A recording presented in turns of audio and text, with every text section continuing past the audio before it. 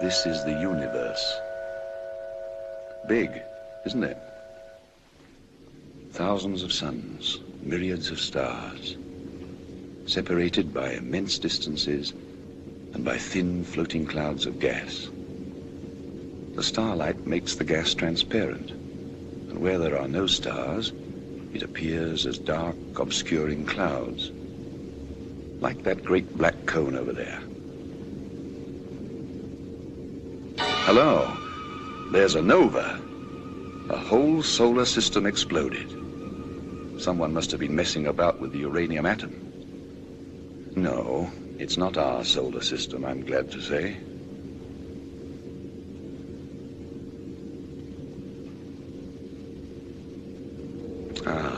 Those are called a globular cluster of stars. Rather fine.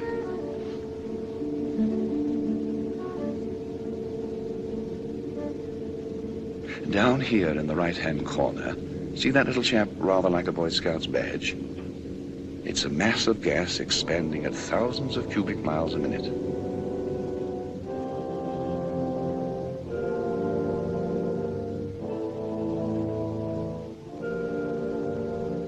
Here we are. We're getting nearer home. The moon, our moon, in the first quarter.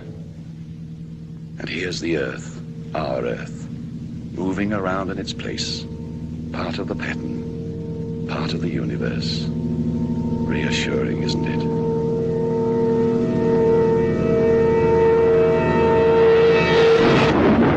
It's night over Europe, the night of the 2nd of May, 1945.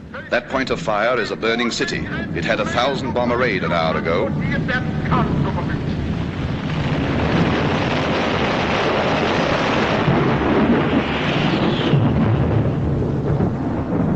And here, rolling in over the Atlantic, is a real English fog.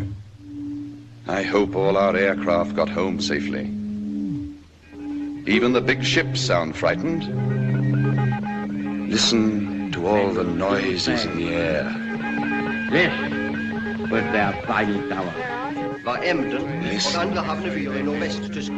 Listen. Request your position. Request your position. Come in, Lancaster. Come in, Lancaster. Position nil, repeat nil, age 27, 27. You get that? That's very important. Education interrupted, violently interrupted. Religion, Church of England. Politics, Conservative by nature, Labour by experience. What's your name? I cannot read you. Cannot read you. Request your position. Can you see our signals?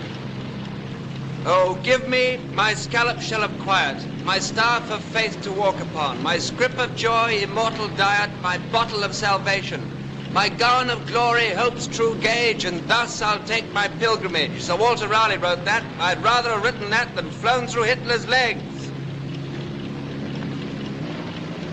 I cannot understand you. Hello, Lancaster. We are sending signals. Can you see our signals? Come in, Lancaster. Come in, Lancaster.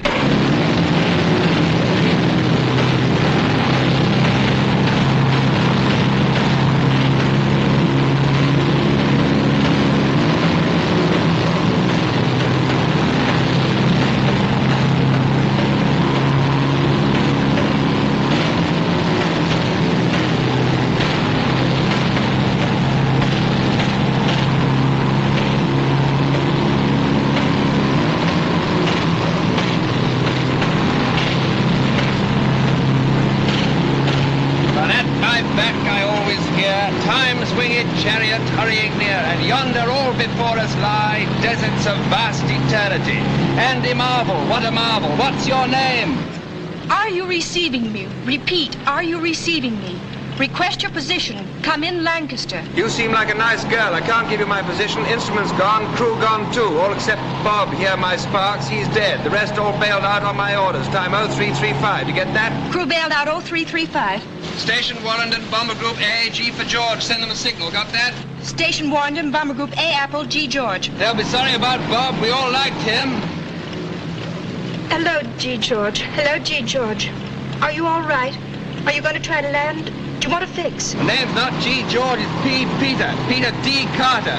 D's for David. Squadron leader Peter Carter. No, I'm not going to land. Undercarriage is gone. Inner port's on fire. I'm bailing out presently. I'm bailing out. Take a telegram. Got your message. Received your message. We can hear you. Telegram to my mother. Mrs. Michael Carter, 88 Hampstead Lane, London, Northwest. 88 Hampstead Lane, London. Tell her that I love her. You'll have to write this for me, but what I want her to know is that I love her very much. That I've never shown it to her, not really, but that I've loved her always, right up to the end. Give my love to my two sisters, too. Don't forget them. Received your message. We can hear you. Are you wounded? Repeat, are you wounded? Are you bailing out? What's your name? June. Yes, June, I'm bailing out. I'm bailing out, but there's a catch. I've got no parachute. Hello, Peter, do not understand. Hello, Peter, can you hear me? Hello, June. Don't be afraid. It's quite simple. We've had it, and I'd rather jump than fry. After the first 1,000 feet, what's the difference? I shan't know anything anyway. I say, I hope I haven't frightened you. No, I'm not frightened. Good girl. You Sparks, you said he was dead. Hasn't he got a shoot? Cut the ribbons, cannon shell. June, are you pretty? Not bad. Can you hear me as well as I hear you? Yes. You've got a good voice. You've got guts, too. It's funny, I've known dozens of girls. I've been in love with some of them, but an American girl whom I've never seen and who I never shall see will hear my last words. That's funny. It's rather sweet. June, if you're around when they pick me up, turn your head away. Perhaps we can do something, Peter. Let me report it. No, no one can help. Only you. Let me do this in my own way. I want to be alone with you, June. Where were you born? Boston. Mass? Yes. That's a place to be born. History was made there. Are you in love with anybody? No, don't answer that. I could love a man like you, Peter. I love you, June. Your life, and I'm leaving you. Where do you live? On the station? No, in a big country house about 5 miles from here. Lee Wood House. Old house? Yes, very old. Good, I'll be a ghost and come and see you. You're not frightened of ghosts, are you? It'd be awful if you were. I'm not frightened. What time will you be home? Well, I'm on duty till 6. I have breakfast in a mess, and then I have to cycle half an hour. I often go along the sands.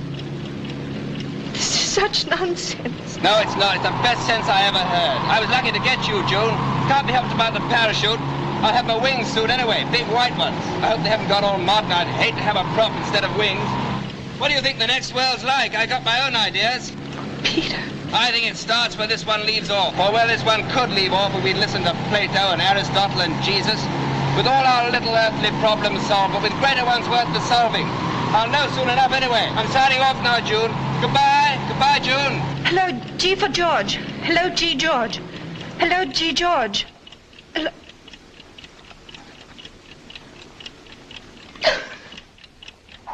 So long, Bob. I'll see you in a minute. You know what we wear by now, a prop or wings.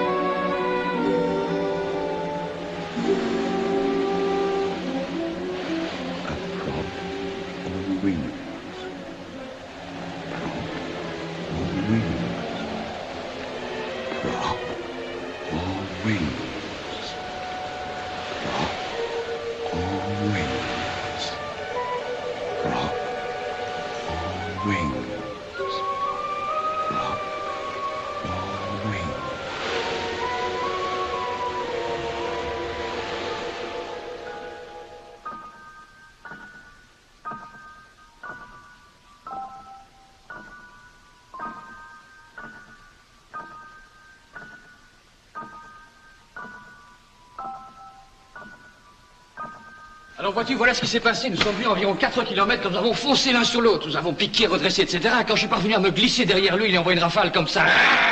Il a piqué, j'ai cru que j'avais touché, mais le salaud m'est revenu par derrière, il m'a refilé de s'échapper, il m'a touché à mort. Oh, bad luck, old boy.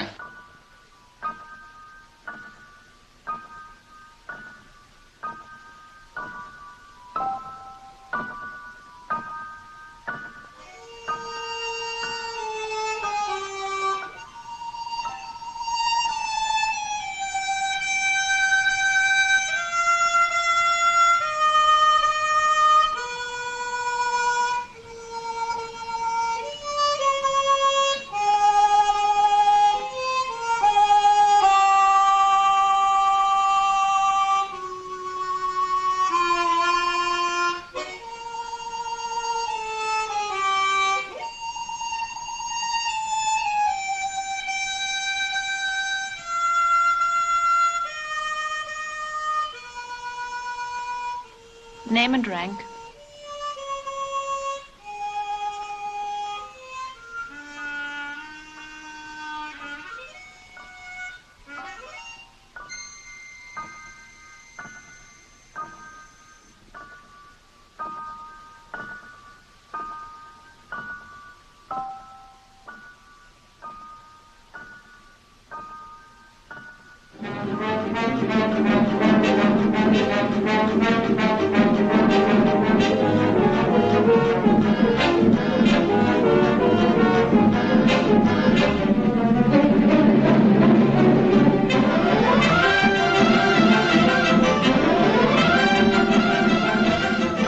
Break it up. Spread out here. Woman back. Oh, do you have USO shows here? No, we don't. Okay, we'll stay. Officers' quarters, of course. We're all the same up here, Captain. Excuse me, brother.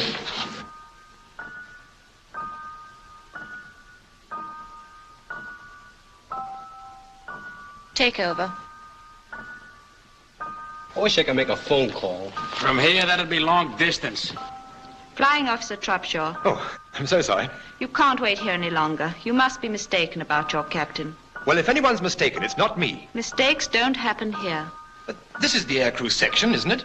You should know. Peter couldn't have got away with it.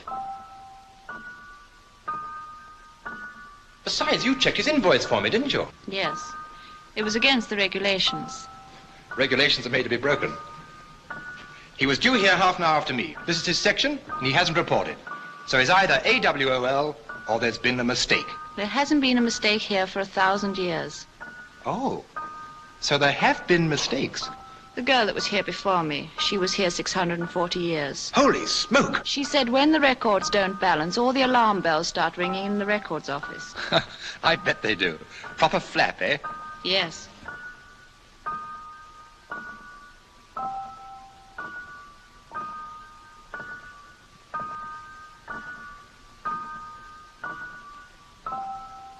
That's only the living records.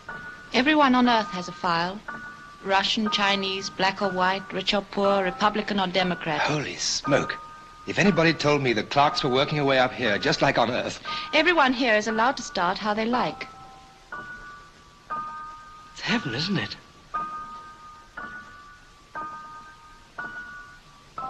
You see? There are millions of people on Earth who would think it heaven to be a clerk. And don't say holy smoke. Why not? There's no smoke without fire. And we don't call smoke holy. Thanks for the gin, section officer.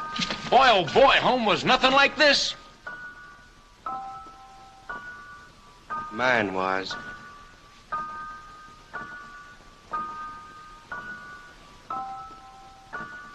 Sign here. Oh, all right. I don't want to start those bells ringing.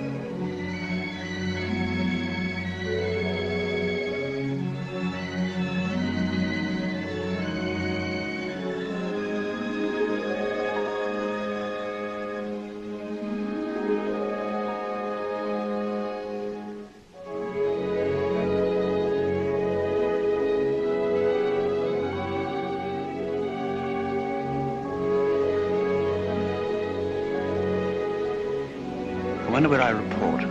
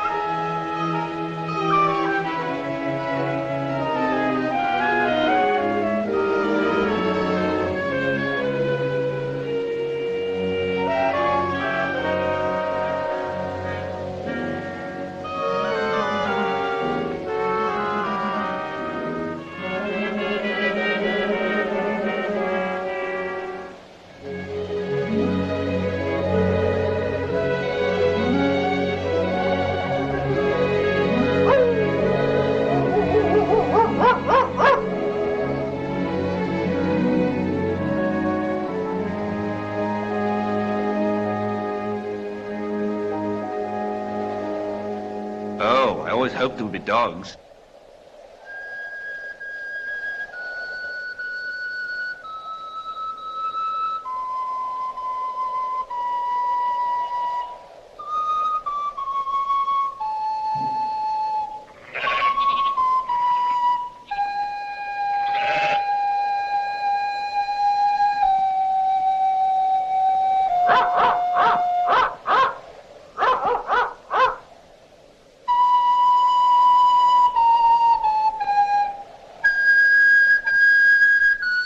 Good morning.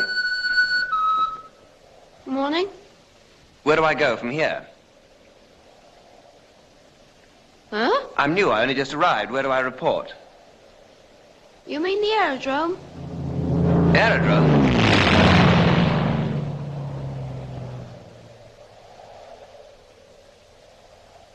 Where am I? Huh? This place, what's it called? The Burrows. The Burrows? Where? Lee Wood. Lee Wood? Huh. Do you know a house called Lee Wood House? That's it. Where the smoke is, behind those trees. Is that the quickest way? There's a track from the beach. See that bike?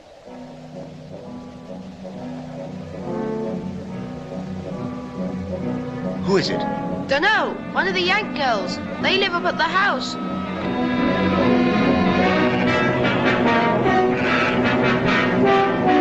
Here, Jock.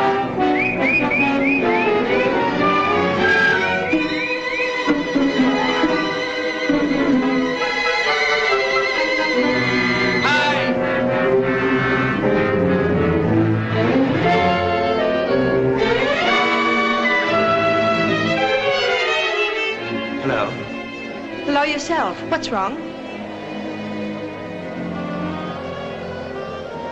You're June.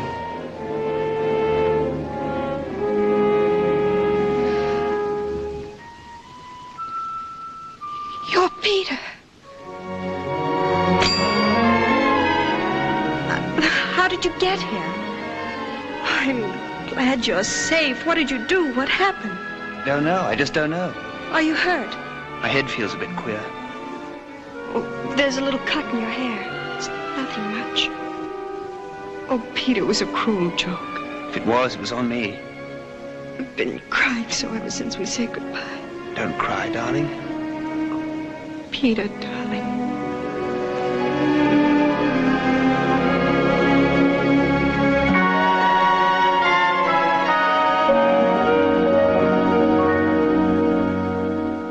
$91,716 invoiced, 91,715 checked in. Conductor 71. Madame, it could have happened to anybody. How did it happen? Everything was calculated except for this accursed fog. The pilot jumped, he got lost in the fog. I missed him. Flying Officer Tropshaw.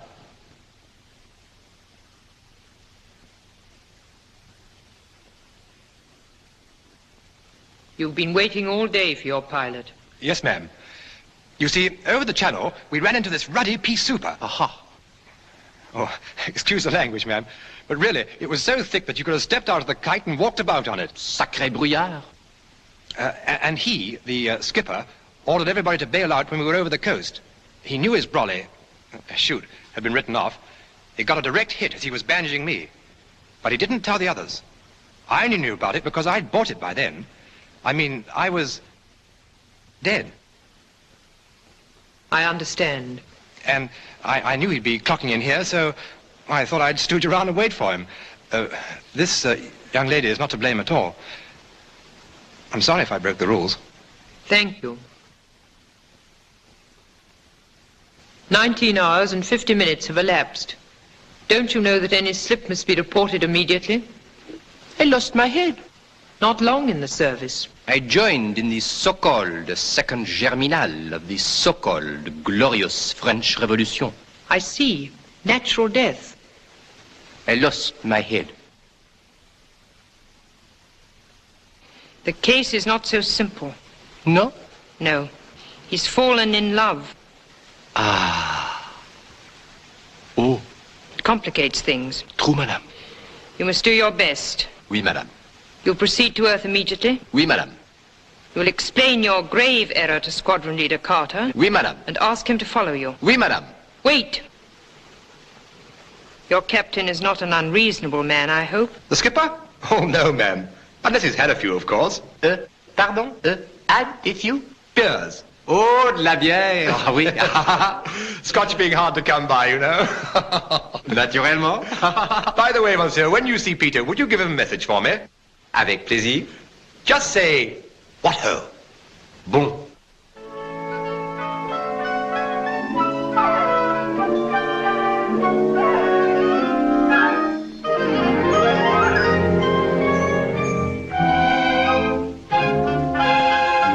One is starved for Technicolor up there. What a night for love.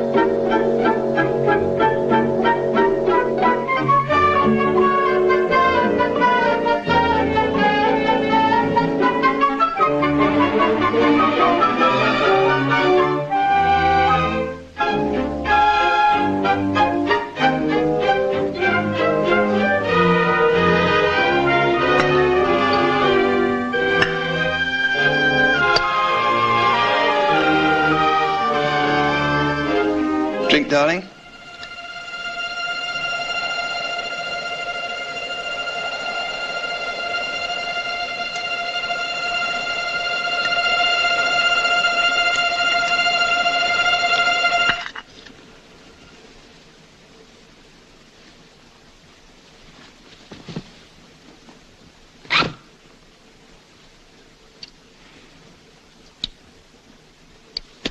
Mon ami?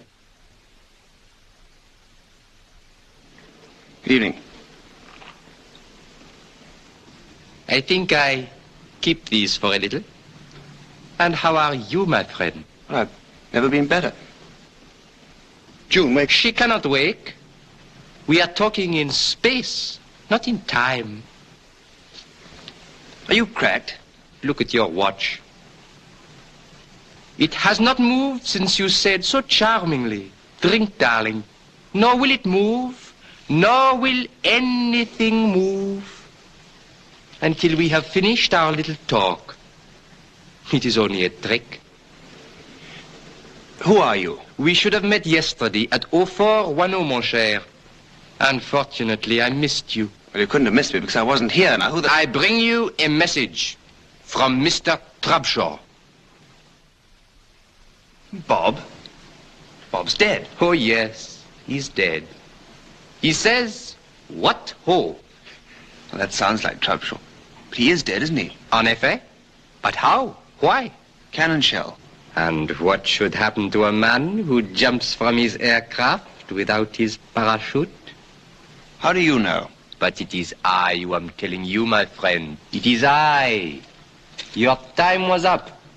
But they missed you because of your ridiculous English climate. I am French. But what do you want now? You, my friend. What for? To conduct you. Where to? To the training center. Training for what? For another world. You don't mean... But, my dear friend, that is just what I do mean. Oh, this is absolutely fantastic. June! June! All right. And what if I refuse to go? But you cannot refuse. Your time was up. Now, by mistake, you overstayed by about, speaking in time, of course, 20 hours. The advantage was exclusively yours. You lost nothing, you only gained. What about her?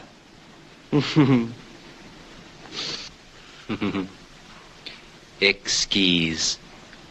You will see her again when her time comes. She will live to be 97. I looked her up in the files. I'm in love with her. But, my friend, what is love? The feeling of the moment. But I represent eternity. The law of this world and the other. Good, but what is law? Law is law. Yes, but law is based on reason. That is so. Now, yesterday, I wasn't in love. Today, I am. But, my friend, what is love? How many people are in love? Soldiers, airmen. How many sailors? Do they protest when their time is up? No, they don't. They have no right. Exactly. But I have. Why? Look, I've fallen in love because of your mistake. I'm in an entirely different position from what I was in last night. Then, I expected to die, I was ready to die, and it wasn't my fault that I didn't, it was yours. What kind of government do you represent? I do not represent any government. Well, what laws govern the place you come from? I am not permitted to express any political views. Well, if it's a respectable place, there must be a law of appeal. But, my friend, be reasonable. Appeal to whom? That's for you to find out. But this has never been done. Is that any reason why it can't be done now? You are determined to get me into this salad. And what about the salad you got me into? Now, look here. You don't want me to use force, do you? Well, you can always try. I think I leave you for a little. That's the form. I shall report for instructions. Now you're talking. And do not fall any deeper in love now. You have been warned. She is charming. You know, I think you're not a bad chap. Do you play chess? Yes. So do I. We could play every day. Some other time. Next time, perhaps. Au revoir, mon ami.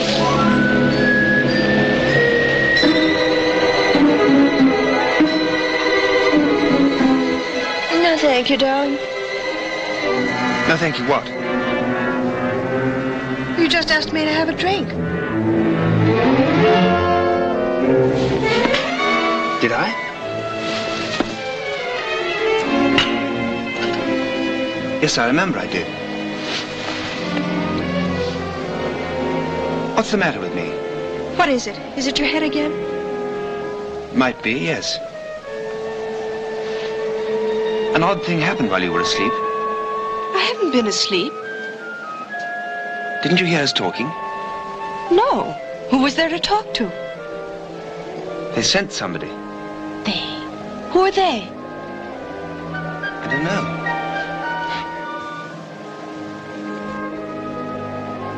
June, do I look cracked? Not to me, darling. Are you? Look, there was a 10/10 fog last night. That's right, isn't it? You know there was. And I did bail out without a parachute. That's your story. So how can I be alive? I give up. I don't know and I don't care. I had no parachute. It was shot up. And when I came to this morning, I had no parachute. Anyway, why wasn't I drowned? You don't need to prove to me that you ought to be dead. Well, I ought to be, according to this character. What character? Well, this conductor character they sent after me. He says he missed me in the fog. Bad luck for them. Good luck for me. I told him I was going to appeal. He's gone off to get instructions. It's not my fault I'm not dead. It's not my fault that I found you and fell in love with you.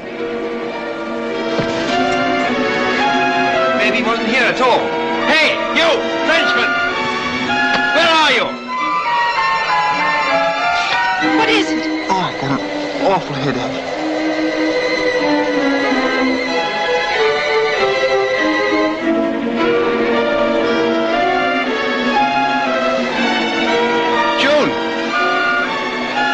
June, you're there, aren't you? Yes, Peter, of course I'm here. I thought I'd lost you.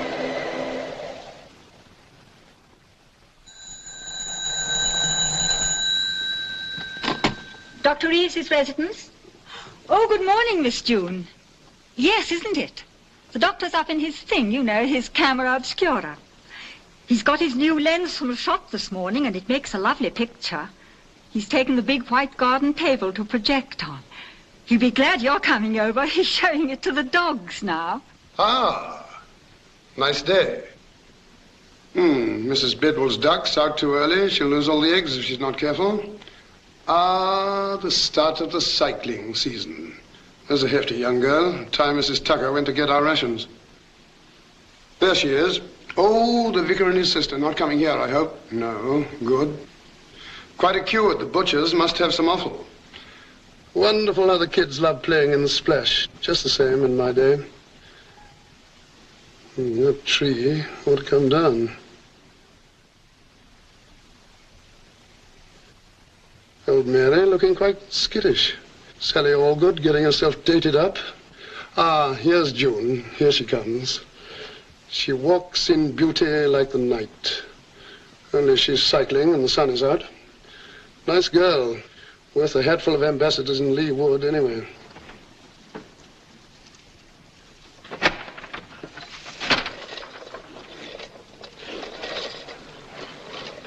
Come on up.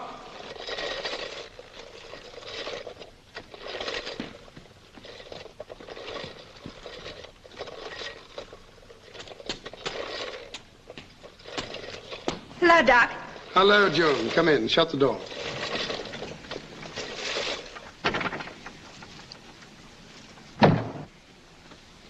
Surveying your kingdom? The village doctor has to know everything. You'd be surprised how many diagnoses I've formed up here.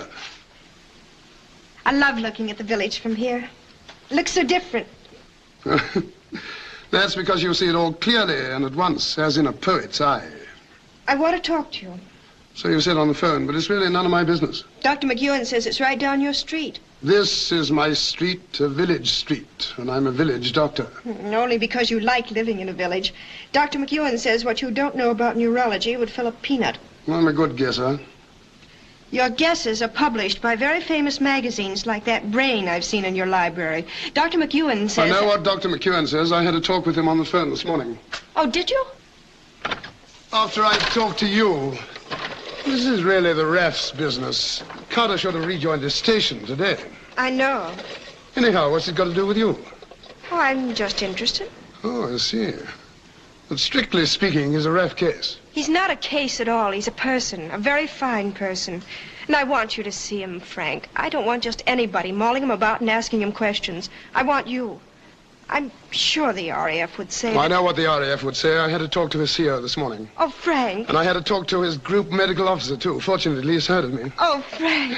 And if you'd done that earlier, I would have told you earlier, you can't go around the place kidnapping good-looking RAF officers just because you like the shape of their nose. It's not his nose, it's his voice. I fell for that before I ever saw him.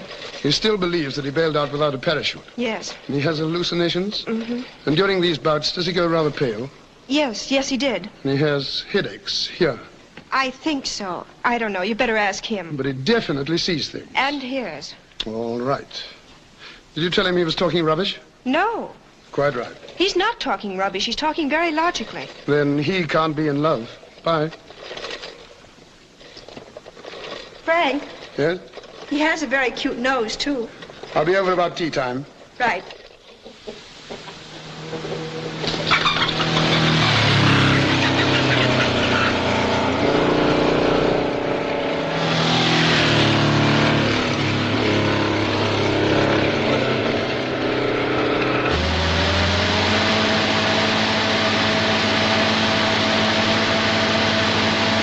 Dr. Reed, let's go.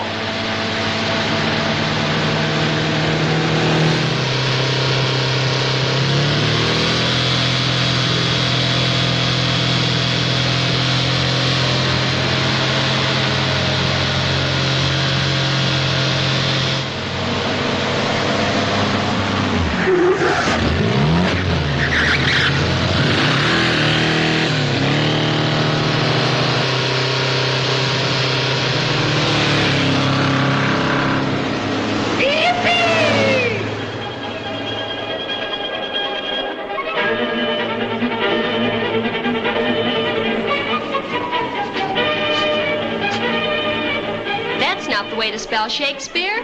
Who are you, his agent? Spotted snakes with double tongue, thorny hedgehogs may not see. Newts and blind ones. Do no wrong. Do no wrong. Come not near our fairy queen. Ah, you can never bring in a wall. What say you, Bottom? Some guy or other must... Oh, no, my dear Private Logan. Bottom's not a gangster. Now watch me. Some man or other must present Wall, and let him have some plaster or some loam or some rough cast about him to signify Wall. And let him hold his fingers thus, and through that cranny shall Pyramus and Thisbe whisper. Now try that, my boy. Can I do the business? Business as well, yes. Oh, brother. Some man or other must present Wall, and let him have some plaster or some loam or some rough cast about him to signify Wall.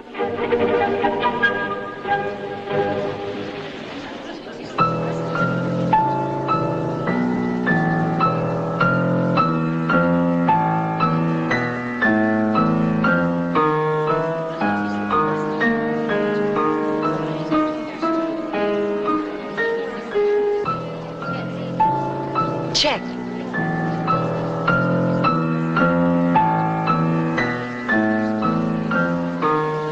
Peter, check. Please, Carson, cobweb, moth, and mustard. Oh dear, I didn't see that one coming. Be kind and courteous to this kid. Happiness to all. Good afternoon. Oh, now, Frank. Squadron Leader Carter, Dr. Reeves. How do you do? How do you do? Do I get some tea? It's ordered. Ginger cookies. Good. Who's winning? Well, June's very good. But he's winning. Sit down, everybody. Thanks. Mercy heart, I beseech your worship, stay. I shall desire you more acquaintance, good Master Cobweb. If I cut my finger, I shall make bone. Your name, honest gentlemen? I've told Peter What? who you are, what you are, all about you. Tall order. And I've told you all about him. Has she read your poems? What poems? Well, didn't you know this is Peter Carter? I didn't know. No, we hadn't got around to that yet. I haven't got much modern stuff in my library, but you're there. Oh, good. I like your point of view, and I like your English. I hope we shall have some talks together. So do I. Now, let's get down to this thing. You never had any visions or hallucinations before? Never. What were you in civil life? I was at Oxford. Specializing? European history. Oh. Both parents alive? My mother. Brothers, sisters? 2 sisters, both in the Wrens. What was the cause of your father's death? Same as mine. Brain? No, war. When? 1917. You're, 29? 27. Called up? No, volunteered, trained in Canada, went on ops in 41. Bomber? Spell of coastal, spell of instructor, back to bombers, Lancasters. Must have done a good many operations. 67. I'm surprised they let you go back with your experience and seniority. With a new job, master bomber. Tricky? Somebody's got to do it. Now, about these headaches. When did they start? Headaches? Oh, I know you get them. I know you've had them for some time, and I know you've told nobody about them, especially your MO, right? What else do you know? I know about your eyes. You know a good deal. I'd like to know more. All right. Good. Now, these headaches, when did they start? About 6 months ago. Bad? Not at first. Where, mostly? Here. Frontal and temporal. Did you ever have a rather nasty bang on the head? I don't think so. Sure? The usual one, dropped as a baby. That spoiled everything for you? Yes, I'm afraid it does. I'll see what I can cook up. Do you mind if I try something? No, go ahead. Now, just face this way. Don't move. Now, don't move your eyes. Look straight ahead. Check. What are you looking at? For that girl with the red hair and the legs. Right, I've got her. Don't take your eyes off her. This is going to be easy. Now, without moving your eyes, what can you see on the extreme right? Fireplace. In the center? Girl. Extreme left? Windows. Curtains? Yes. Color? Red. Right, that'll do.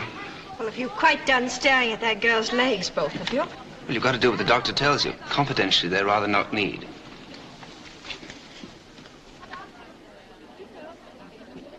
Now, any loss of appetite? No. Nor of thirst? No fear.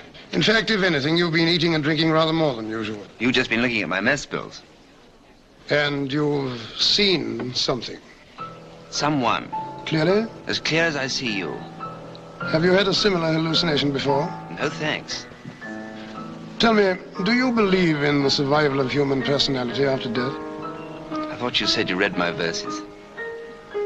Do you? I don't know. I've never thought about it. Do you? I don't know. I've thought about it too much.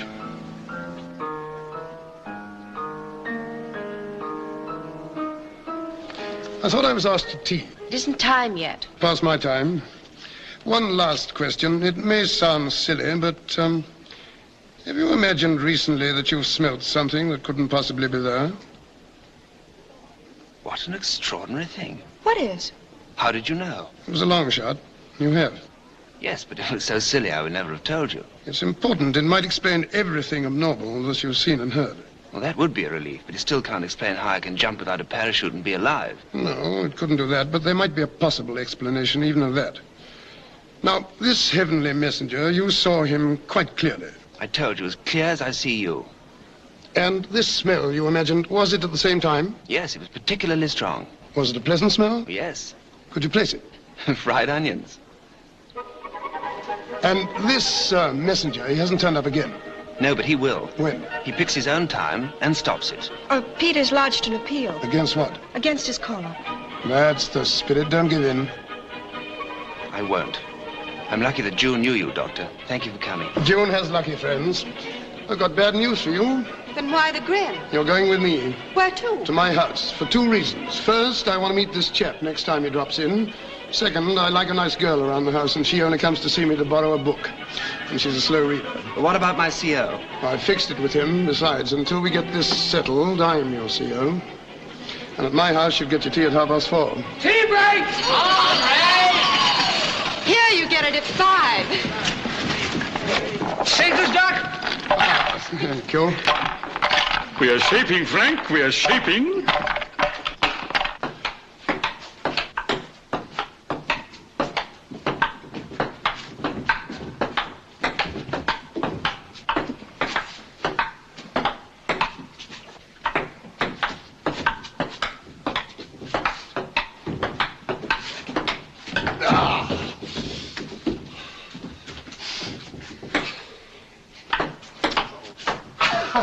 Johnny all.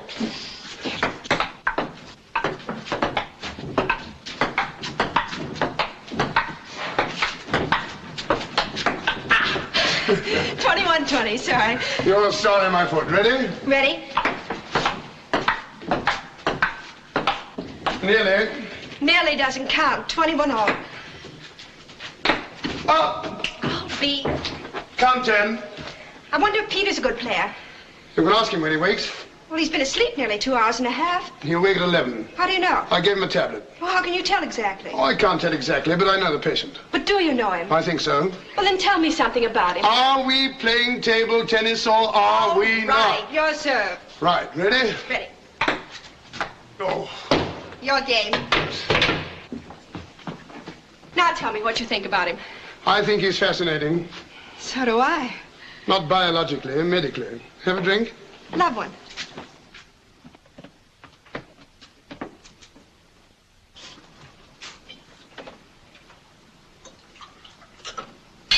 What do the books say, Doc? I see a dark stranger in his life.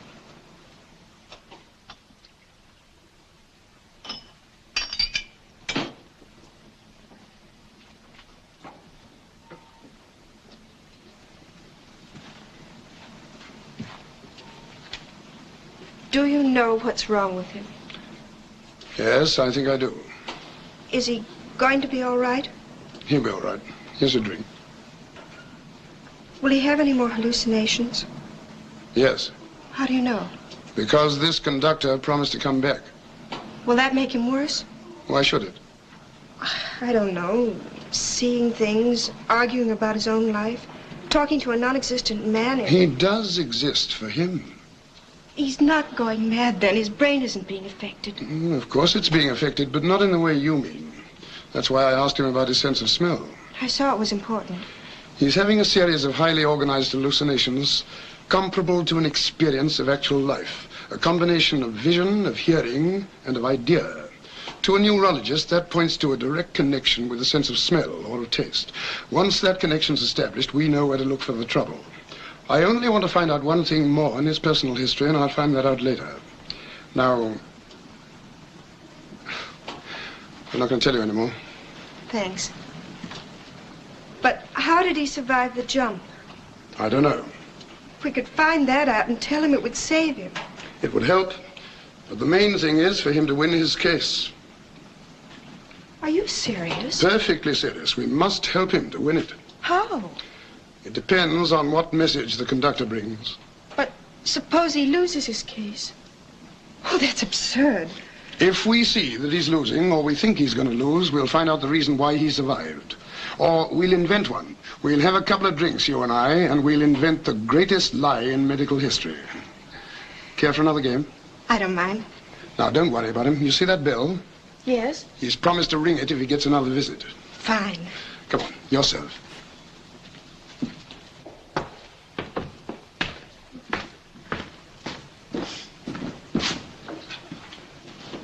Ready? Mm-hmm.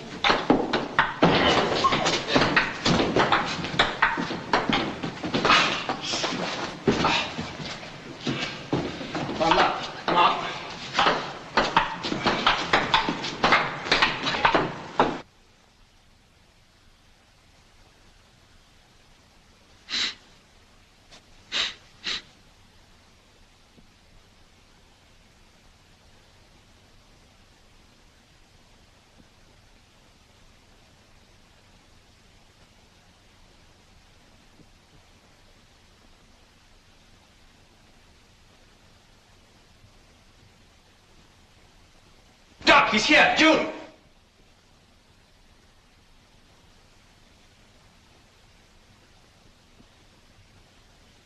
Doc!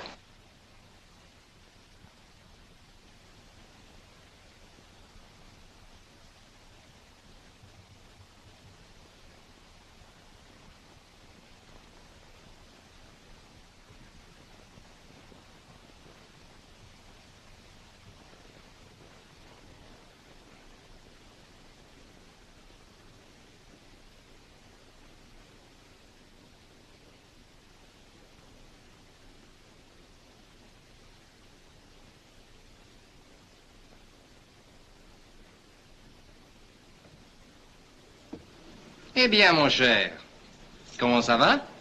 Not too good. Not too good. Ah. I would not bother to ring that bell if I were you. Nothing will happen. A little trick of mine, you remember? After all, what is time?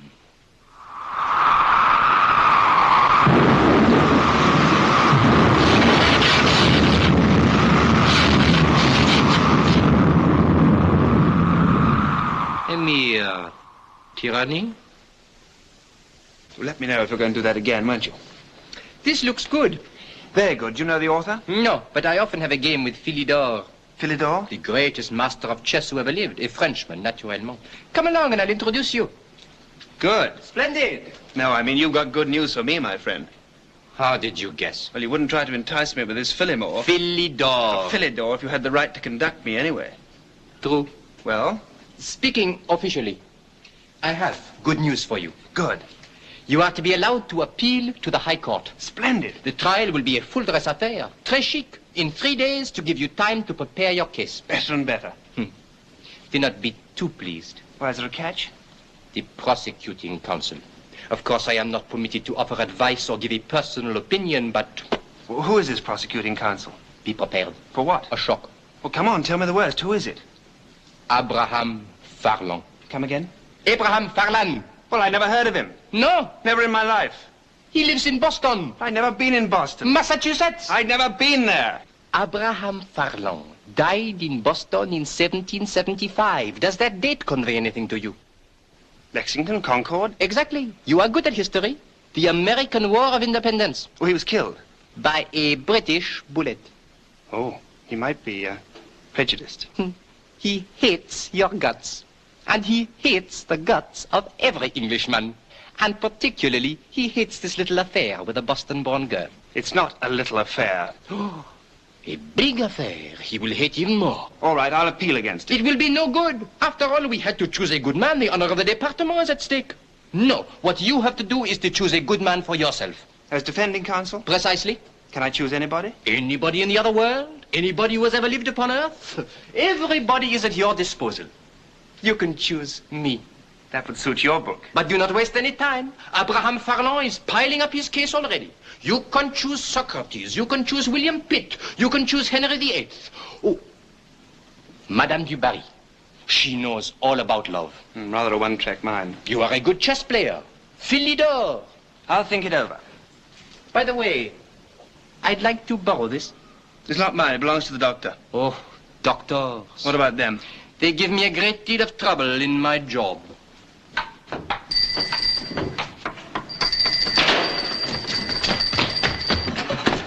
He was here. He tricked us. Yes, he was here. And these were on the floor. Peter, sit down.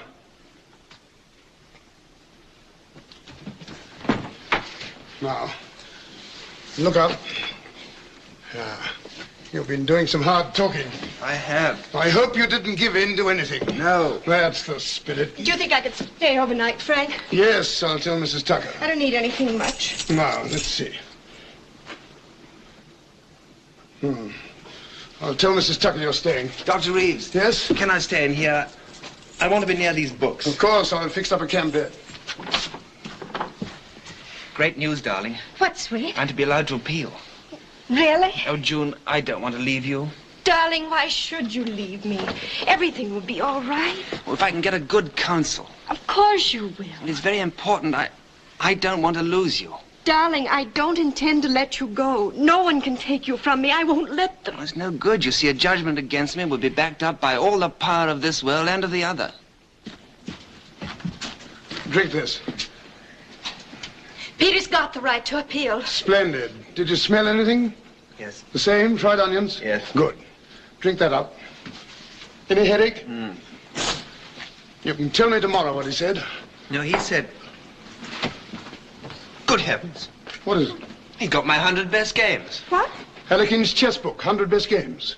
You sure? Absolutely certain. He had it in his hand. What a nerve. A bit cool. Now, how about getting to bed? Now, I want to talk to you first. It's important. No, not now. Have a long sleep. Tomorrow you'll feel as fresh as a daisy. It's about my counsel. I don't think you believe a word of what I say. Of course we do. My dear friend, here on earth, I'm your defending counsel, and as your counsel, I believe everything you tell me.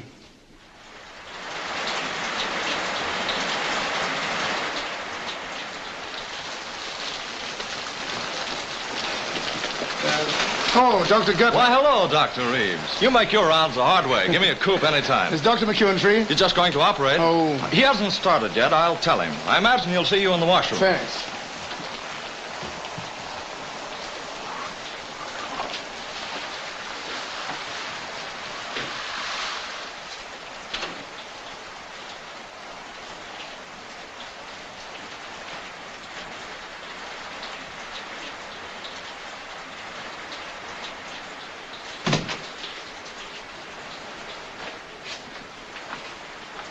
Hello, Frank. What's new? Deterioration all round. We ought to operate tonight. That's impossible. We're swamped. Are you sure of your diagnosis? Certain. I discovered the missing fact. He had slight concussion 2 years ago with no after effects. X-ray is inconclusive. You've seen the ocular reports. You know all about these highly organized hallucinations coupled with a sense of smell. Everything points to arachnoid adhesions involving the olfactory nerve in the brain. It's a tricky operation, but I've never seen one. I have several at the Hospital de la Pitié in Paris. I've made some notes. I wonder if the surgeon could see them. Sure, it'll be Dr. Liza. He's a very fine neurosurgeon. Liza, a good man. But I don't see how we can manage tonight. There's no crisis in such a thing. Any day will do. No, it won't. And I'll tell you why I think it won't and why there is a crisis. I'm afraid of his brain being permanently affected. Insanity? Yes. Why? Because his trial is fixed for tonight and he hasn't found anyone to defend him yet. He spends all his time in my library or when talks with me and the girl. He only sleeps when I drug him. The boy has a fine mind, but it's overtaxed. That's the trouble. It's too good a mind. A weak mind isn't strong enough to hurt itself. Stupidity has saved many a man from going mad. Yes, you're right there. And he's had several talks with this heavenly messenger. Hallucinations, of course, but you never saw such an imagination. I've been taking tips on the other world, laws, system, architecture.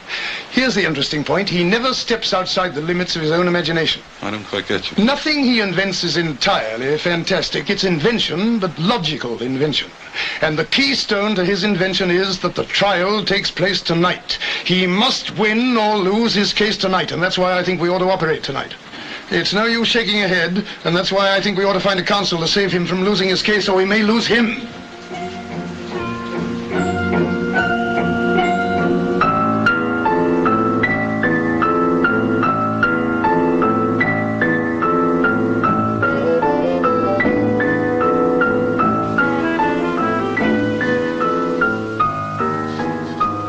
What about him? Lincoln. No, it's hardly fair to drag him in. I don't believe he'd be prejudiced. Plato. How would you like to be defended by Plato? Nobody knew more about reasoning than Plato. He was 81 when he died. He might be too old to think love important. You think so? Anyhow, Plato had very elementary ideas about love. Besides, didn't he quote Sophocles when somebody asked him if he was still able to appreciate a woman? What did the old boy say? Well, he said, I'm only too glad to be rid of all that. It's like escaping from bondage to a raving madman. These Greeks, cold as their marble. Now, if he had been French, Richelieu, for example, irresistible at 80. How about Richelieu? I never liked him much in the Three Musketeers.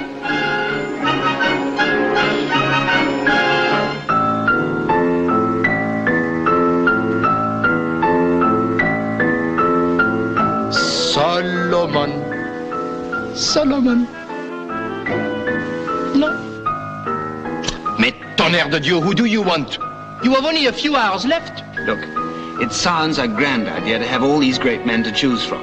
But what do they know of our problems today? True. Very little.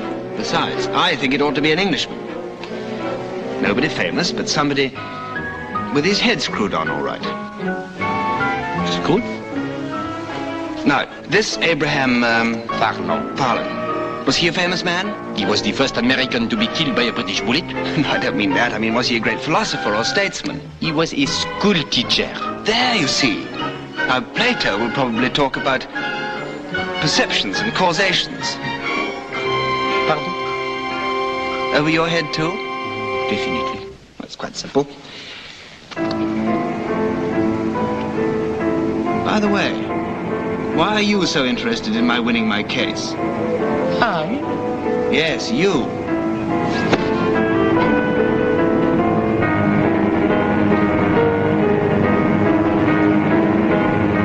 And why am I being taken up this stairway?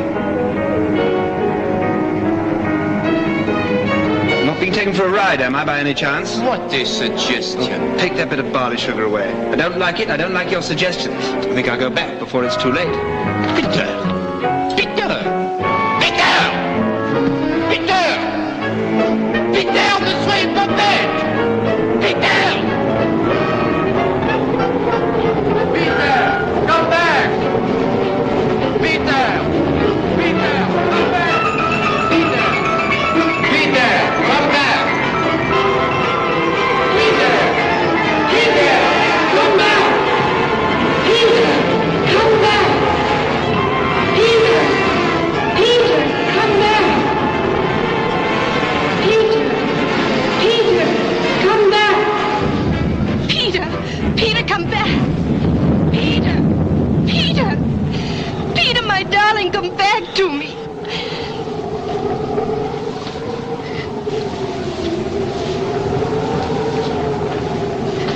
You almost got me.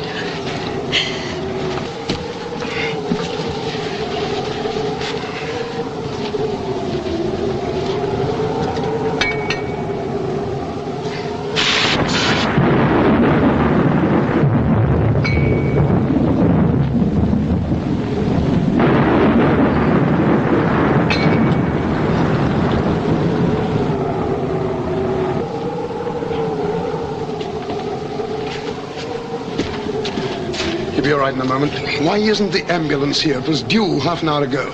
Go and phone Dr. McEwen and tell him we must operate tonight. It's life or death. And tell him about the ambulance. Yes, Doctor. Send a telegram to his mother. He's got 2 sisters, too. Yes, Doctor. That's all.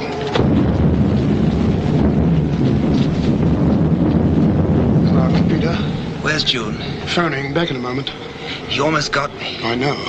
He's a crafty beggar. I only got away by the skin of my teeth. Now, look here. Don't let anybody fool you into giving up this case. You've been allowed to appeal. You've been promised a fair trial. Don't give in to anybody. Promise? I've got no counsel. We'll find the right man. They can't start your trial without your counsel. They might appoint some stooge. Nonsense. Or let it go by default. I tell you, we'll find somebody. They can't start till then.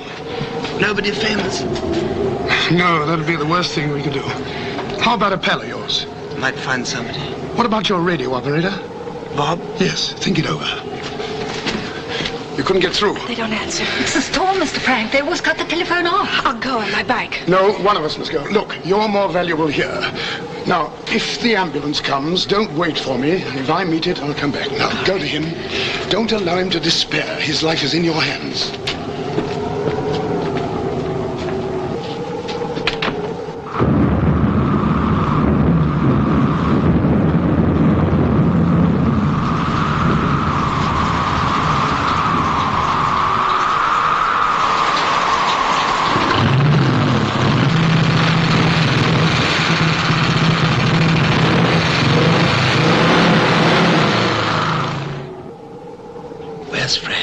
He won't be long, darling.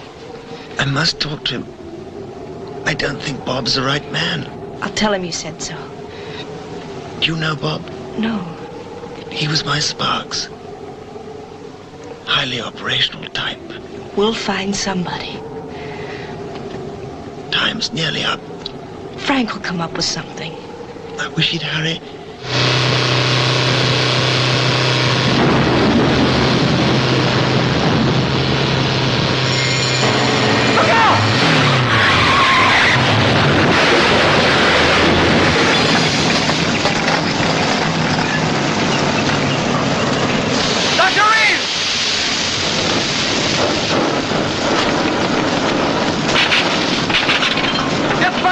Okay, down. And the blanket! What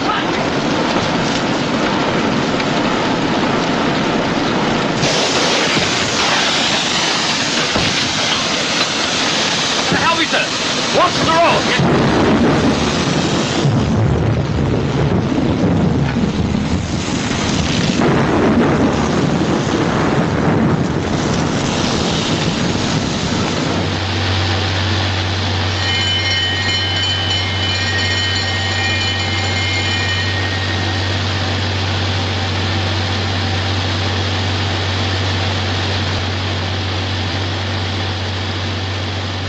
He never saw us until it was too late.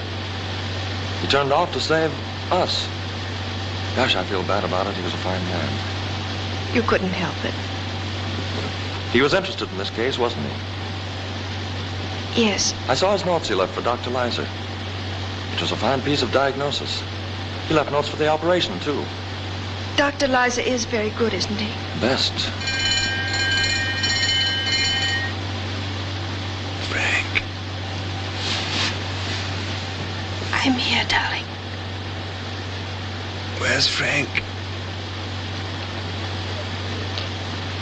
He's gone ahead.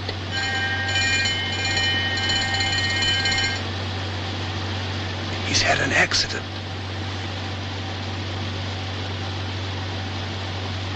Hasn't he? Yes. A bad accident.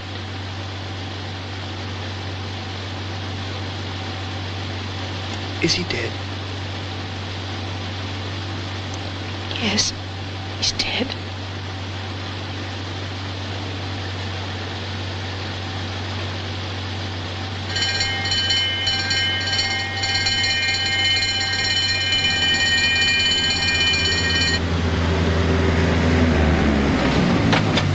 All right, boys, step lively. Okay, Doc. Easy. Got this hand. Easy. All right. Easy on there.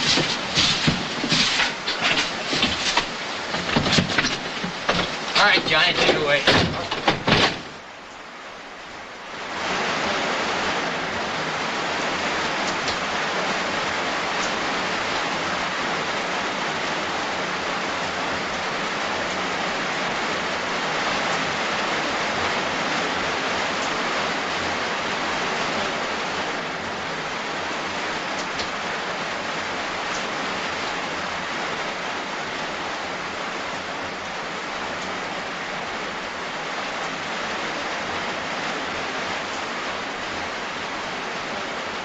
An atropine injection, sister? Yes, 100th. Is this a cranial case? Yes, that's right. Hello, squadron leader. We're all ready for you.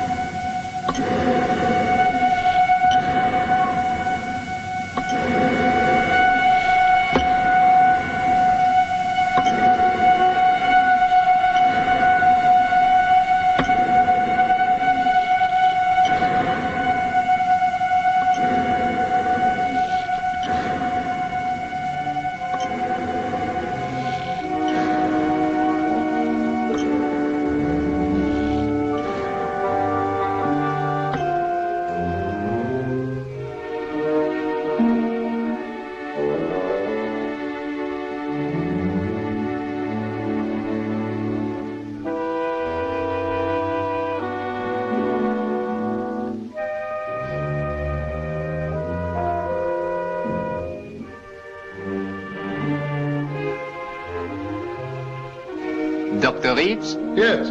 Permit me to return your book. Oh, Aha! So it's you. I will introduce you to Philidor. Cher colleague, this is a special case, court of appeal. I will undertake to deliver Dr. Reeves. As you wish. Merci. Be of good cheer, friend. Thank you. One of the best men in the service, a compatriot of yours. What's his name? Oh, John... Bunyan, yes, of course. And how is dear Peter? Oh, he has a fighting chance. Uh-huh.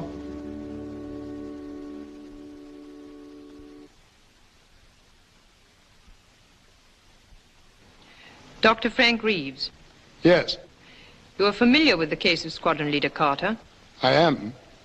He has chosen you to be his counsel. I hoped he would. Do you accept? I do. You have very little time in which to prepare your case. What facilities do you wish? I should like to see my client and get his instructions.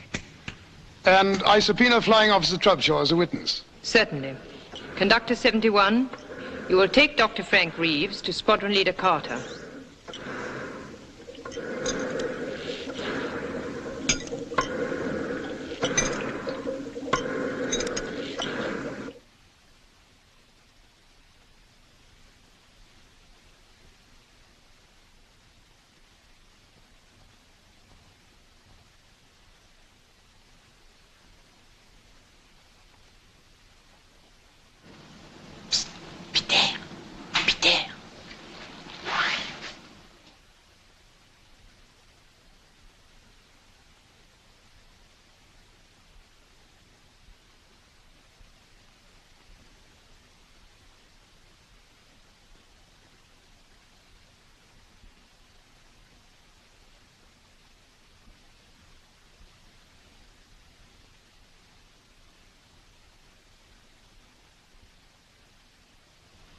Hello, Bob. Watcha, Skipper. I didn't expect to see you here. Not yet, anyway. Not up there, either. Well, it was Doc Reeves' idea. I subpoenaed him. Let's talk. Right. You sure they won't miss me? Miss you? You know me, mon ami. That surgeon's very neat. Very neat indeed. I like his work. You're in good hands, Peter. I know. Now, look here. I know what's coming. Yes, I'm very flattered, but are you sure I'm the best man? Quite sure. Aren't you afraid that I may be out of my depth up there? No. Well, doesn't it worry you I'm no lawyer? No. If he gets on to politics, I'm sunk. Who isn't? Come on, Frank. You must have something. Oh, just a little common sense. But if it's as rare up there as it is down here, it'll do me. Say yes. Well... He has no choice anyhow. What are we talking about, then? All right, I need evidence.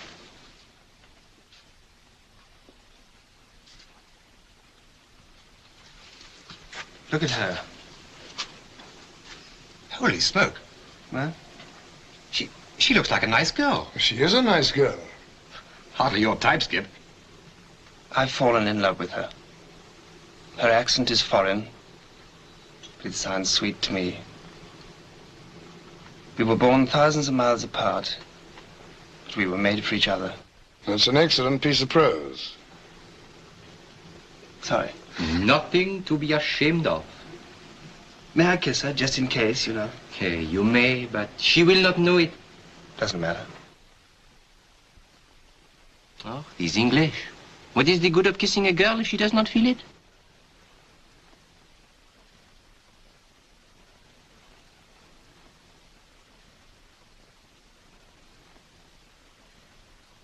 Look. What? The evidence you wanted.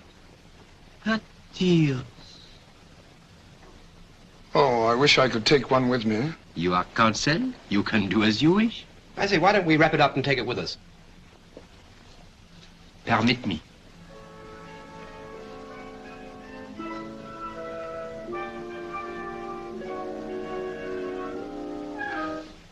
That's it. The only real bit of evidence we have.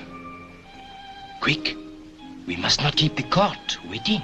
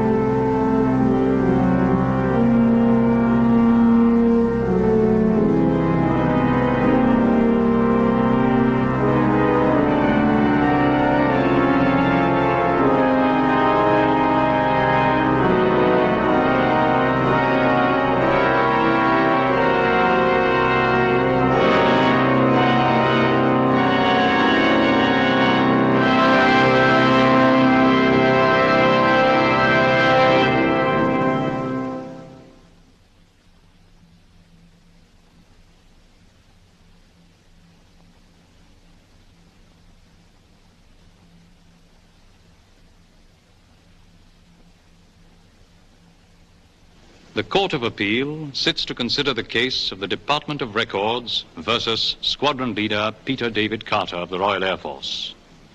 He claims negligence and superior rights and responsibilities arising out of that negligence. He is appealing for remission of the date of his term on Earth and for a reconsideration of his case. It has been decided to allow this appeal. It is for the jury to decide whether it shall be successful. Owing to the interest aroused by the case, there is an unusually large audience. We can, of course, seat everyone who wishes to be present, but the front rows have been reserved for those who have a special interest in the case. Members of the jury, do not allow yourselves to be influenced by anything but the facts and by your conscience. You will have every assistance from the court to help you to arrive at your verdict. The counsel for the prosecution will take his place.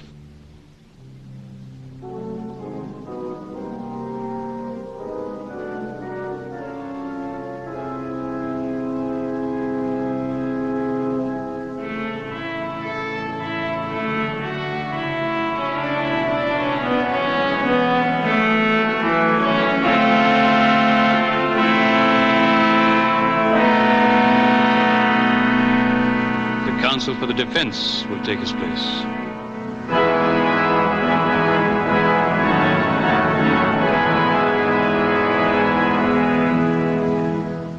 I call upon the prosecution to open the case. Your Honor, members of the jury, this case has three issues. Peter D. Carter, an Englishman, should have died on the 2nd day of May, 1945 at 10 after 4 of the clock, British double summer time. Due to an oversight which I hasten to state is contrary to the traditions of a great service, the defendant did not die. Therefore, issue number 1, who is responsible? When summoned to report some 20-odd hours later, the defendant refused to accompany Conductor 71, giving as his reason that in the time which he had borrowed, he had accumulated new responsibilities of an allegedly important and permanent nature. He claimed, in fact, that in these 20 hours, a young lady of good American stock had fallen in love with him. Therefore, issue number 2. Are we to believe this? Furthermore, he states that in these 20 hours which he had borrowed... My lord, I object to the word borrowed, which counsel is using so emphatically. To borrow means to get temporary use of something, to use something without being the true owner. My client didn't get. He was given the 20 hours in question. He didn't use something without being the true owner. He was the true owner of his own life. The next points are, is this young Englishman in love with this young lady of good American stock? And even more important is she in love with him? Why do you stress their nationalities? Very important, sir. Extremely important. Why? Because we are talking of love, sir. It can happen, you know, between an Englishman and an American girl. And, vice versa? Possibly. But what are these love affairs, Dr. Reeves?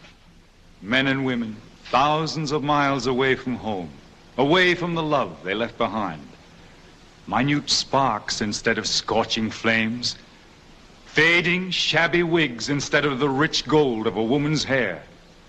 The love of the moment, Dr. Reeves. Do I call it love? Once in 1,000 times, perhaps. And how many end in lasting marriage? 1 in 10,000.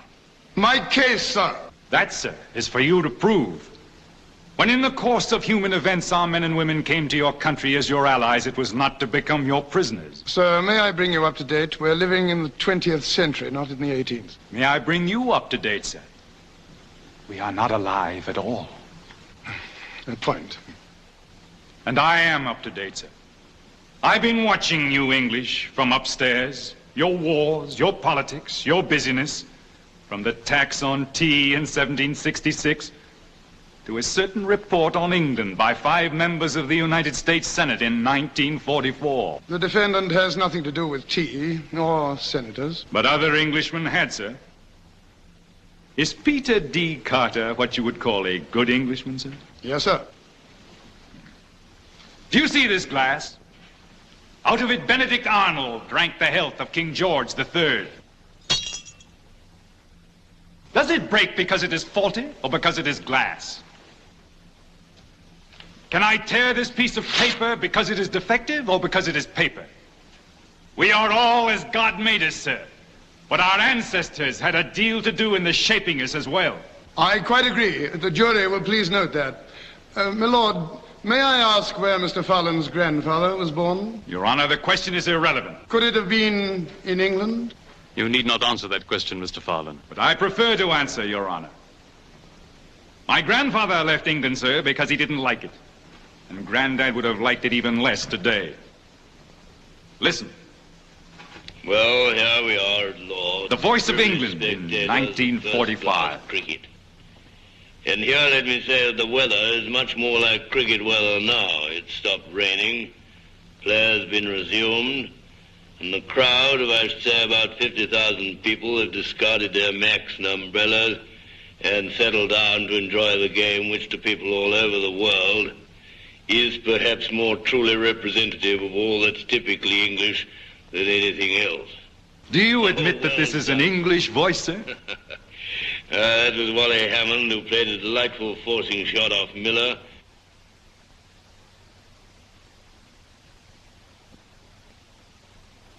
The Voice of America in 1945. Shoo, shoo, shoo, baby. Shoo, shoo, shoo, baby. Bye, bye, bye, baby. Your papa's off to the 7 seas. Don't cry, baby. Don't sigh, baby. Bye, bye, bye, baby. When I come back, all alive will be. I don't understand a word. Nor do I. Say goodbye this way. But for England, I'm ready to call John Donne, Dryden, Pope, Wordsworth and Coleridge, Shelley and Keats, Tennyson, Bridges. And Milton and Shakespeare. I concede your point. And you've already called Peter Carter. Is he a poet? He will be if you give him time. We are here to decide, that's it. I can't deny it.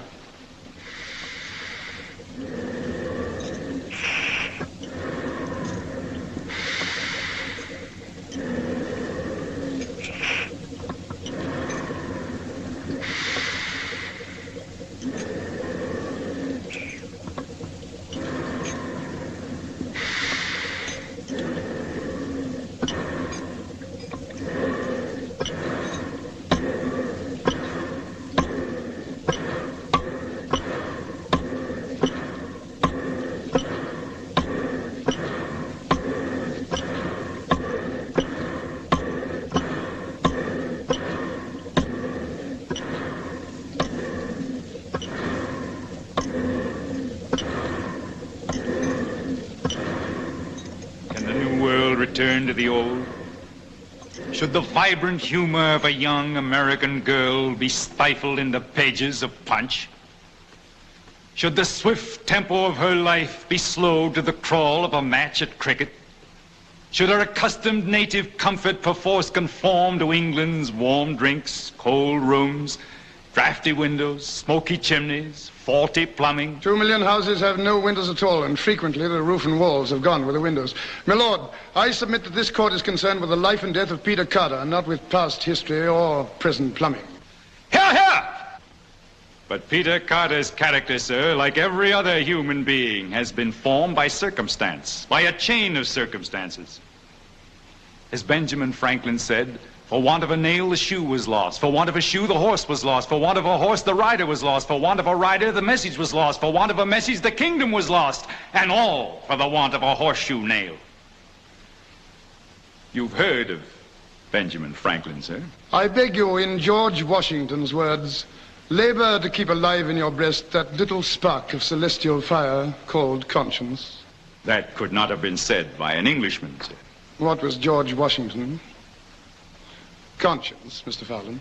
Are you insinuating, sir, that something is wrong with my conscience? I am. Your Honor, I protest. I'm only trying to give a full picture of this case to the jury. You are trying to prejudice the jury, sir. I see that they've been selected from many races, creeds, and nationalities. I cannot believe them interested in ancient grudges against Peter Carter's ancestors, nor in present grumblings about drafty windows. I don't need to prejudice the jury, sir. They're already prejudiced against your country, and with good reason. You can't pick a jury that isn't. Look closely at the distinguished members of the jury, sir. The first member is Jean-Marie Barrault, French. Has any century passed without war between England and France? The second member is Gregorius Johannes Boonshuyer, burger van Transvaal. The Boer War, Dr. Reeves. The third member is Ivan Berdny, Ruski. What?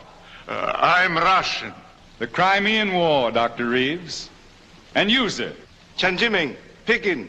Don't forget England's attack on China in 1857, occupying unprotected Peking. And you, sir? Rara Tejpailal from the Punjab.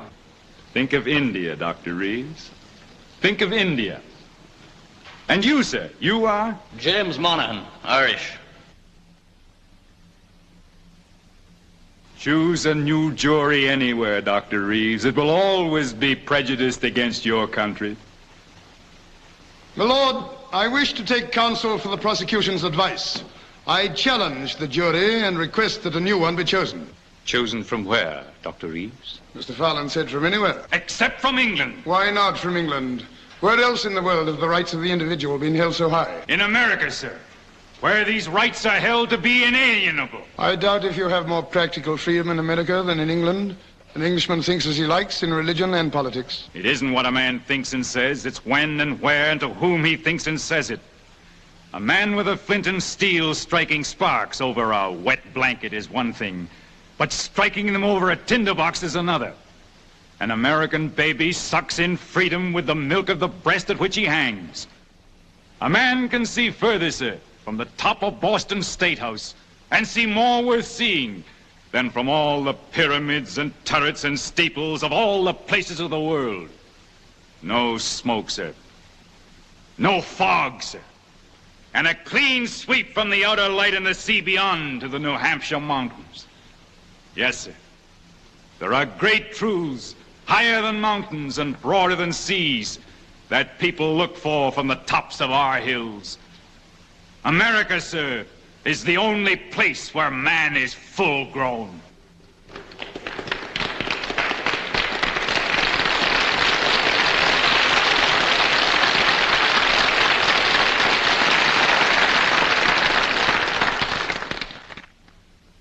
Then I choose a jury of Americans.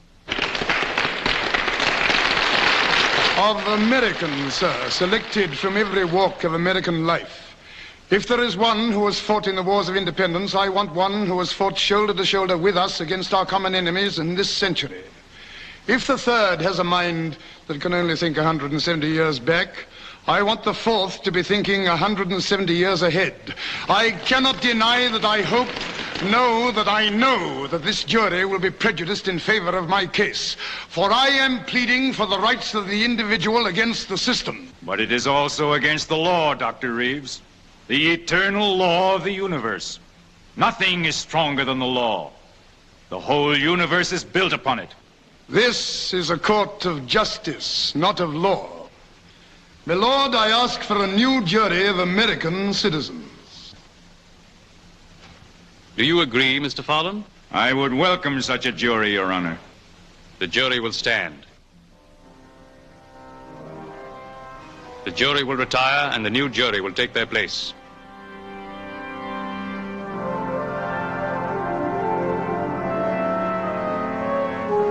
Robert Dupont, American citizen.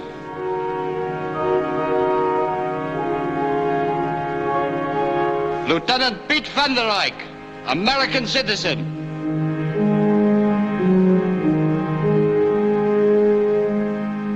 Alexander Barbarinov, American citizen.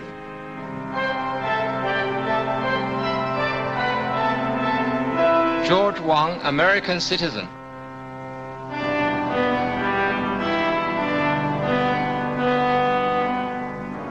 Jefferson Lincoln Brown, American citizen. Patrick Aloysius Mahoney, American citizen. The jury will be seated. Counsel for the defense. Here in this rose is my case. And what is my case? I entirely agree with Mr. Fallon. Has Peter Carter fallen in love during the allotted extra... Borrowed, Dr. Reeves. Disputed extra 20 hours he had, or hasn't he? Has someone, the name is unimportant, fallen in love with him? Now, here are two young people who would never have met but for a mistake higher up, penalized for the most natural and simple thing in the world. They fell in love. Here in this tier are love and truth and friendship. Those qualities and those qualities alone can build a new world today and must build a better one tomorrow. That is my case, and upon it I demand a verdict that Peter Carter shall live. Your Honor, we all feel that the defendant and this young girl should be given a chance to be heard. My lord, nothing is impossible.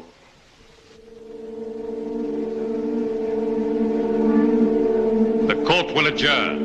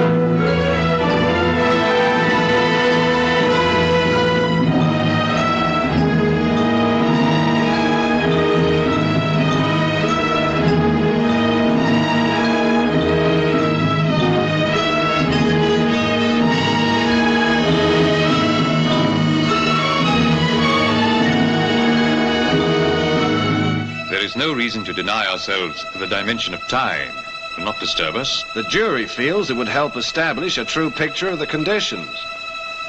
Very well.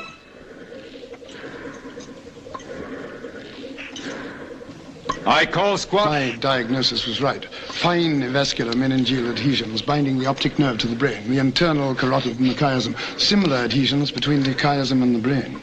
Did I tell you about my operation? Dr. Reeves, we are not here to check your diagnosis, but to put certain questions to this young man. Quite right, certainly. I call squadron leader Peter D. Carter. Hello, Peter. Hello, Frank. How's the operation going? Fine. Lice is a very good man. He better be. Peter Carter, you are on the witness stand.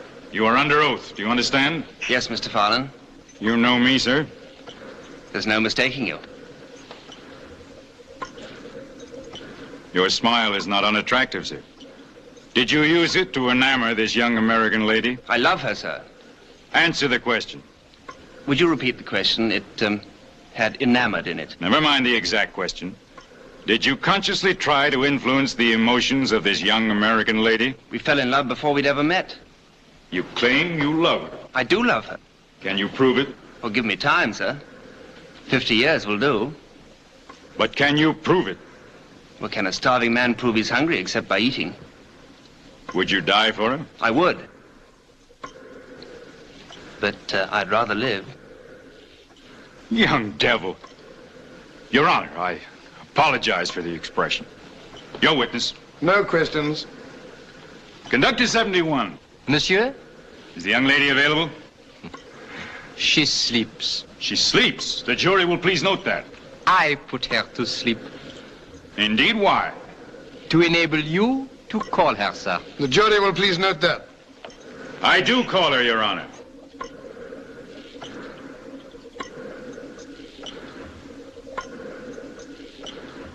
You are before the High Court in the case of Peter Carter. You have been called as a witness by the prosecution. You will tell the truth.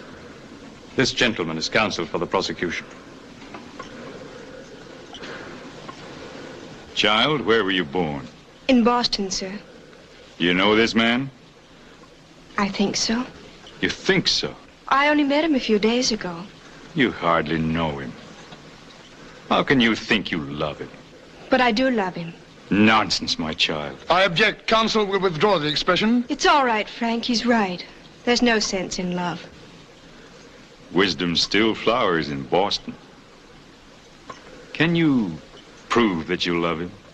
How can I? Would you be willing to die for him? Yes. Would you take his place in the balance sheet? Yes. Don't believe her. Would you? My lord. Stand aside, sir. You've got no right to ask. How dare you address me like that? Peter, you must obey. Well, of all the dirty tricks. This is contempt of court. I'll have you committed. Commit away. Don't answer any more questions. Do you realize that by this attitude you've forfeited any chance of winning your case? All right, but you won't get June as well. Your Honor, members of the jury, I'm afraid he really does love her. Your witness. June, you know me well. Do you trust me? Yes, Frank, I trust you. It is absolutely necessary that you take Peter's place in the other world. Have you gone mad? If you really love him, June, step onto this staircase and come with us. You are mad. It is the only way to prove your love. I do love him. You shan't go. My lord, I ask the court to restrain him. Granted. June.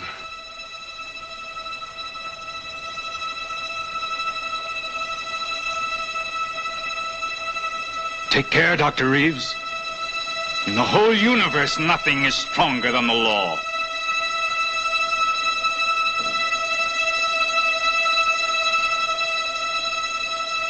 Goodbye, darling.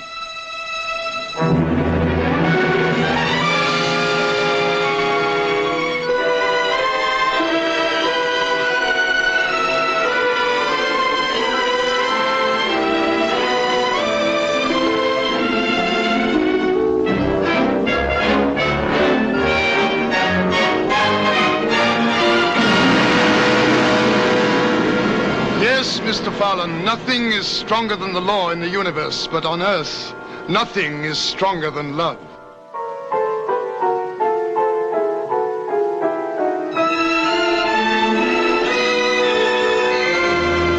members of the jury, as Sir Walter Scott is always saying, in peace, love tunes the shepherd's reed. In war, he mounts the warrior's steed. In halls, in gay attire is seen. In hamlets, dances on the green. Love rules the court, the camp, the grove, and men below and saints above. For love is heaven, and heaven is love. Will you please consider your verdict? Case for the defendant, Your Honor. Bravo! The appeal is granted. There now remains the new date on Squadron Leader Carter's file. Will both counsel approve it? Does that satisfy you, Dr. Reeves? Very generous, my lord. Do you agree, Mr. Fowler? Isn't that a little too much, Your Honor? Oh. I agree. My lord, I hope this will not establish a precedent. I object. You, sir? You, sir? You mean the rights of the common man? The uncommon man? Exactly. The rights of the uncommon man must always be respected. Exactly.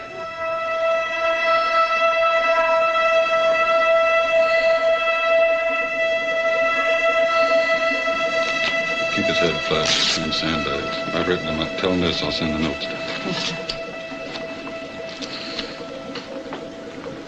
Congratulations. An interesting case.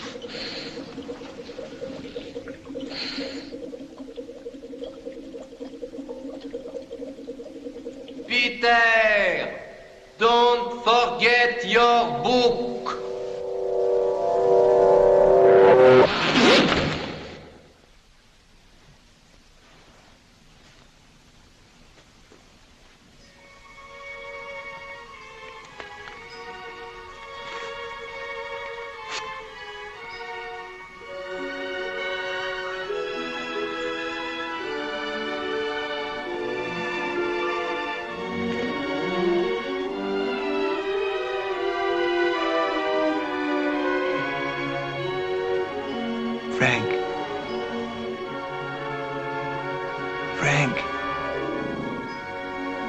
Frank.